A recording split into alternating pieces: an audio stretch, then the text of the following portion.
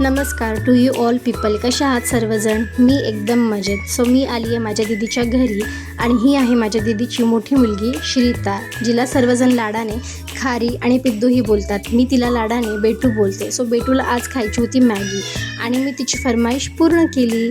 फरमाईश पूर्ण झाल्यानंतर ती फारच हॅप्पी झाली. नंतर दीदी बोलली की आज आपण डिनरला बाहेर जाऊयात. मग आम्ही सर्वजण रेडी झालो आणि मी खारीला देखील रेडी केलं. मस्त अशी ती खूपच सुंदर दिसत होती आणि नंतर आम्ही सर्वजण निघत असताना लिफ्टमध्ये जेव्हा वेदाला कळालं की सर्वजण बाहेर जात आहोत, ती फारच खुश झाली, कारण तिला बाहेर फिरायला फार आवडतं. आणि आजचं वातावरण खूपच सुंदर होतं, कारण की संध्याकाळी थोडा पाऊस पडलेला, फार छान वाटत होतं. मग नंतर आम्ही ऑटोचा वेट केला आणि ऑटोमध्ये बसलो. ऑटोमध्ये बसत असताना मला समोर बसायला लागलं आणि मी फार खुश झाले, कारण की मला स्कूल डेज आठवले. स्कूल डेजमध्ये अंकल कधी पुढे बसवायचे ना.